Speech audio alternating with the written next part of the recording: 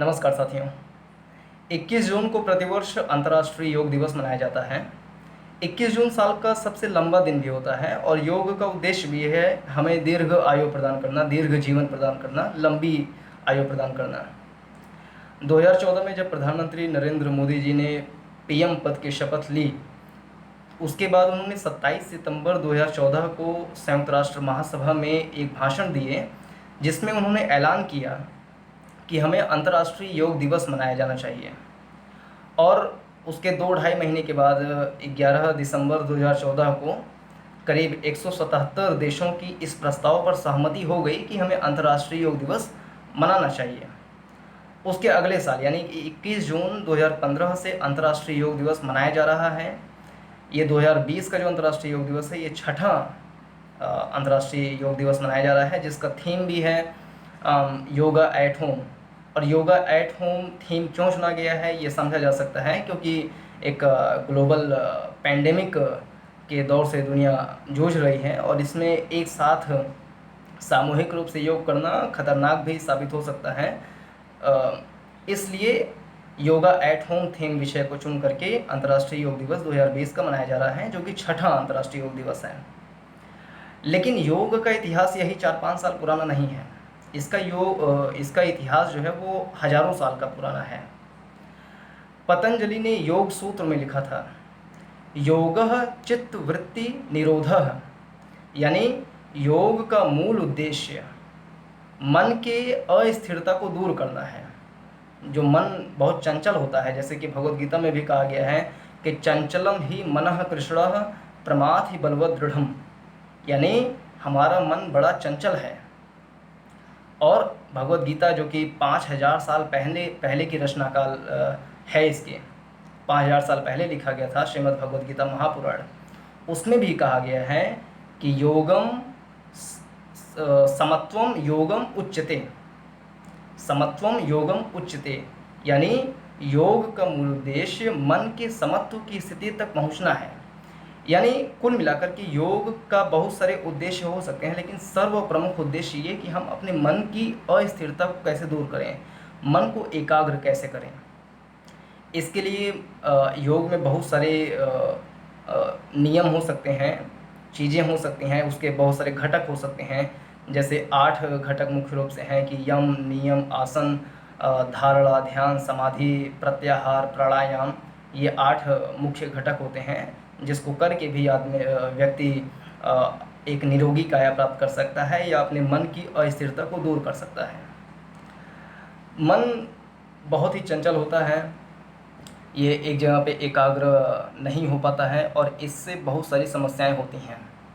योग वह मार्ग हो सकता है, वह एक प्रकार से कहें मंत्र हो सकता है, वह एक साधन हो सकता है जिससे हम अपने मन की एकाग्रता तक पहुंच पाएँ, मन को एकाग्र कर पाएँ, सेंट्रलाइज्ड कर पाएँ, उसको एक सेंटर पे उसको फोकस कर पाएँ।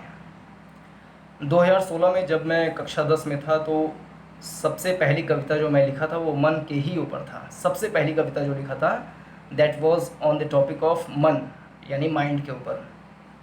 उस कविता को भी इस अंतर्राष्ट्रीय योग दिवस के अवसर पर सुनाना चाहूँगा, क्योंकि बहुत रेलिवेंसी भी है। योग का मुख्य उद्देश्य हमारे मन की एकाग्रता से ही है और एक निरोगी काया को प्राप्त करना तो है ही। उसमें मैंने लिखा था अपने कविता में कि कर ले बस में मन को अपने, यानी अपने मन को वश में करिए, उसको बहुत ज़्यादा उछल कूद ना मचाइए, इधर उधर भटकने ना दीजिए। कर ले बस में मन को अपने, देखो सच्चे मन से सपने, यानी कि अपने मन को सेंटर पे फोकस करके सच्चे मन से सपने को देखने की आवश्यकता है। जैसे मान लीजिए कि कोई एक्स व्यक्ति है, वो चाह रहा है कि हम IAS अधिकारी बन जाएं, उसका मन है, लेकिन वह कर्म नहीं है उसका, उसको अपने जो मन कर रहा है उस पर एकाग्रता नहीं है, उसका मन भटक जाता है। उसका मन एक बार IAS पे रहता है, तो दूसरी बार टिकटॉक पे रहता है, तो तीसरी बार PUBG पे रहता है, तो चौथी बार कहीं और रहता है, यानी भटका हुआ मन रहता है। मन को जब तक एकाग्र नहीं होगा तब तक हम उस जो एक्स बंदा IAS रैंक पर पहुंचना चाह रहा है, वहाँ पर पहुंचना बहुत ही मुश्किल हो सकता है। यानी सपने देखना तो आसान है, लेकिन उसको पूरा करना बहुत ही मुश्किल होता है। लेकिन उसको आसान बनाने का जो अच्छा माध्यम हो सकता है वो हो सकता है योग, क्योंकि योग हमारे मन की अस्थिरता को दूर करने में एक महती भूमिका निभाता है। तो कविता आगे बढ़ाते हैं। कर ले बस में मन को अपने, देखो सच्चे मन से सपने, सपने होते हैं साकार। कर से मन से करो तुम कार्य। कर मतलब हाथ, और मन मतलब अपने माइंड से। सपने होते हैं साकार। कर से यानी हाथ से, और मन से करो तुम कार्य, यानी आपका सपना अवश्य रूप में पूरा होगा। लेकिन एक कर यानी कि अपने कर्म क्षेत्र को भी आगे बढ़ाना पड़ेगा, और अपने मन की अस्थिरता को दूर भी करना पड़ेगा। तो कर ले बस में मन को अपने, देखो सच्चे मन से सपने, सपने होते हैं साकार। कर से मन से करो तुम कार्य, आओ ना जरा बैठ के, जरा सोच के, जरा लेट के, करते अपने मन का ध्यान, कितने सच्चे कितने महान। यानी हमें हर स्थिति में, लेटे हों, बैठे हों, चल रहे हों, आराम कर रहे हों, कुछ काम कर रहे हों, इस बात पे फोकस करने की आवश्यकता है, या इस बात का भी आकलन करने की आवश्यकता है कि क्या हमारा मन फोकस्ड है कि नहीं है, वो कहीं इधर उधर भाग तो नहीं रहा है। तो आओ ना जरा बैठ के, जरा लेट के, जरा सोच के, करते अपने मन का ध्यान, कितने सच्चे कितने महान। मैंने देखा मन है चंचल, मैंने देखा मन है चंचल, कहता इधर उधर चल चल। यानी मैंने महसूस किया है, और कई और लोगों ने महसूस किया होगा कि मन बड़ा चंचल है। वो कभी कहता है टिकटॉक पे जाओ, कभी कहता है फेसबुक पे जाओ, कभी कहता है व्हाट्सएप पे जाओ, कभी कहता है लाइकी, हेलो, पबजी पे जाओ, कभी वीडियो गेम में जाओ। तो मन जो है वो कहता है इधर उधर चल चल, लेकिन ना चलने को रोको इसको, काज कहो तुम करने को इसको।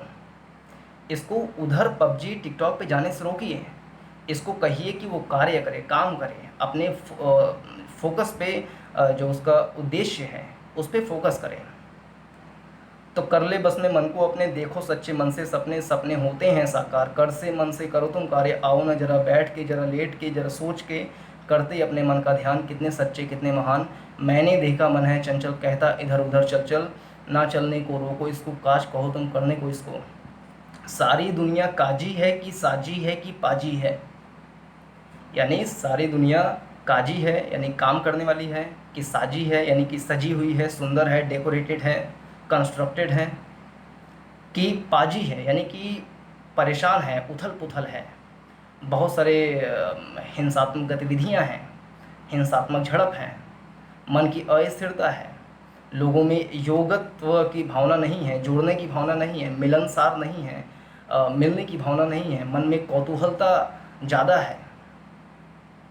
तो इन सब पे भी फोकस करने की आवश्यकता है, और इस बात का आकलन करने की आवश्यकता है कि सारी दुनिया काजी है कि साजी है कि पाजी है। मन से देखो, मन से देखो साजी है, कर से देखो काजी है, और नयन से देखो साजी है।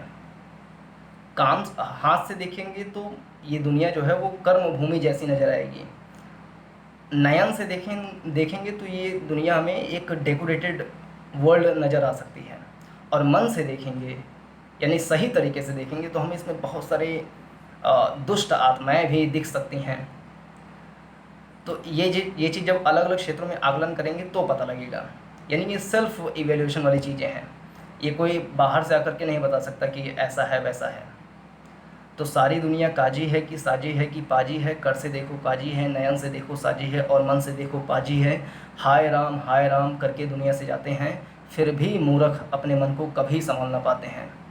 यानी मन पे बनाई हुई मेरी यह कविता, जो कि मैं 4-5 साल पहले लिखा था, इतना अच्छा मैं लिख सकता हूँ ये क्षमा कीजिएगा, मैं अपने मुंह से ही प्रशंसा कर रहा हूँ। लेकिन कक्षा 10 का विद्यार्थी अगर इस प्रकार की कविता लिखे तो थोड़ी सी प्रशंसा बनती है।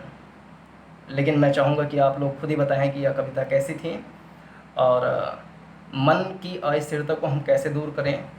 इसका सबसे अच्छा माध्यम योग ही हो सकता है। प्रधानमंत्री नरेंद्र मोदी जी इसको प्रमोट करने का बहुत प्रयास करते हैं। उन्होंने विभिन्न प्रकार के आसन, प्राणायाम, ये सब, सूर्य नमस्कार, ये सब सिखाने के लिए वो एक प्रकार से सिखाते भी हैं। उनका यूट्यूब पर अपना अकाउंट भी है, नरेंद्र मोदी नाम से।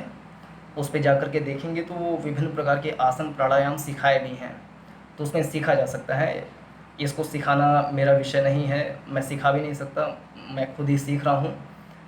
और मोदी जी का अपील भी है कि सभी लोग योग करें, घर पे करें। और उनका मुख्य जो अ, उन्होंने कहा है पिछले 1-2 दिन में, वो ये कि हमें प्राणायाम प्राणायाम मतलब कि वो सांस की बातें होती हैं कि हम कैसे अपने सांसों पर नियंत्रण रखें।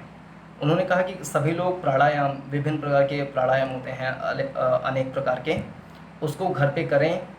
क्योंकि प्राणायाम से हमारे जो प्राण है, वायु जो है, फेफड़े हैं, वो मजबूत होते हैं, दृढ़ होते हैं। और जो कोरोना वायरस है वो हमारे फेफड़े पर ही आक्रमण करता है। तो इसलिए प्रधानमंत्री जी ने कहा है कि सभी व्यक्ति अपने घर पर प्राणायाम अवश्य करें। अनेक प्रकार के और आसन हो सकते हैं, उसको भी अवश्य करें। सूर्य नमस्कार सबसे अच्छा आसन हो सकता है, जिसमें करीब करीब 12 आसनों का समुच्चय होता है। तो सूर्य नमस्कार अगर 2-4 बार कर लिया तो समझ लीजिए पूरा काम हो गया। और प्राणायाम, शीर्षासन, कुछ अन्य चीज़ें और भी चीज़ कर लिए, कुछ थोड़ा बहुत वर्कआउट टाइप का भी कर लिए, रनिंग कर लिए, वॉकिंग कर लिए, तो वो सारी चीज़ें पूरी हो जाएंगी। तो योग दिवस के अवसर पर सभी को शुभकामनाएं। प्रधानमंत्री जी के अपील को सभी लोग फॉलो करेंगे, ऐसी उम्मीद की जा सकती है। मैं भी इस पे फोकस करूँगा कि कैसे योग को अपने जीवन में शामिल करें। प्रतिदिन कम से कम 15 मिनट सही, लेकिन योग सभी लोग करें। मैं भी आज से आरंभ कर दूंगा और इसको नियमित रूप से बनाए रखने का प्रयास करूंगा। तो सभी को शुभकामनाएं। जय हिंद, नमस्कार।